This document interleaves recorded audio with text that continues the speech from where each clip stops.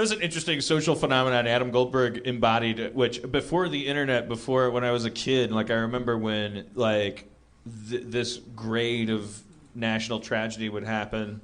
My mind goes back to the Space Shuttle Challenger. Like the next day on the playground, like there's all this conversation about it, and then there's the 6 jokes that everybody, you know, and they're just awful. And it's almost like they're vicious too. But well, are they vicious or are they kind of like? Because they're not. Here's the thing: they're not funny enough to be okay. Like if you're going to tell a funny joke after 9/11, it has to be a beautifully crafted joke. They really remind. Like Warren Thomas had a goodie.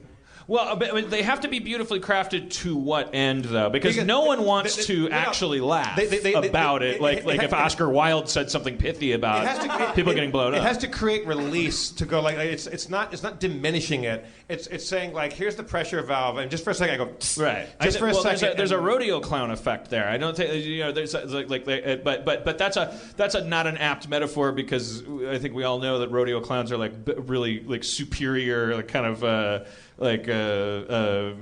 Bull handlers, like those are the real craftsmen. Blah blah blah. There's someone raising their hand. Benign violation theory. What's that? Benign violation theory. But would you like to come up? Get the fuck up here with that, yeah. It's a town meeting. We got Harmontown's got new life breathed into it. Yeah, if you're gonna say 3 words that interesting, you have to come with it. What was it? The divine violation theory? No, benign. Benign. Yeah.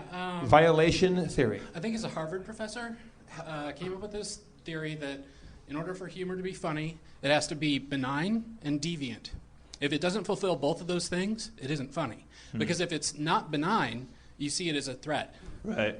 And if it's not deviant, it's boring. Deviant in which way? Like deviant as in from the accepted path. So can you give us a for instance? Is there a? I mean, can you pull one out or like? And in the case, so to continue this theory, like I think we can all see benign but deviant things are easier to do when they're not in the face of something as sobering as a national tragedy. And that is why when these very serious things happen that everyone can agree are very serious and painful, actually the worst kind of, and when I say worst, I don't mean the most caustic, the most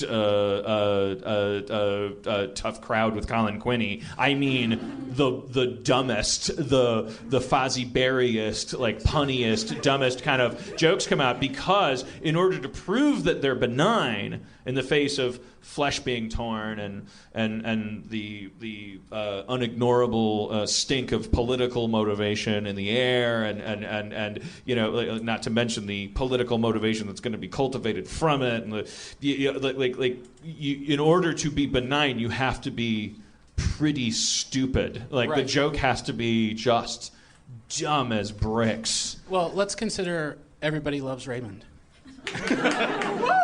Not funny to most of us, right? But there is a demographic. I've actually never seen an episode of it. I don't know. Okay, well, there is a demographic that sees his humor as deviating from the norm.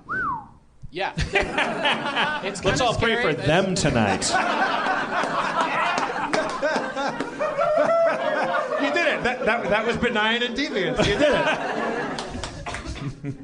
I'm sorry, continue. I didn't mean to derail you. No, that was the only example I could think of. I'm sorry. Well, wait, no, but it seems like you were building to a point, and I. No. You're just saying that it's a contextual thing. It's a subjective thing. Well, the thing to my mom, deviation is exactly. Not kneeling, and my mom didn't kneel anywhere. But I just made to my mythical mom, to grandma. Yeah, there's no joke that you could say that would be funny to everybody across the board in the face of a crisis. Okay, what was your name, sir? Bill. Bill. Okay, Bill. Well, let's thank Bill because we got so much things. Thank you, Bill. All right.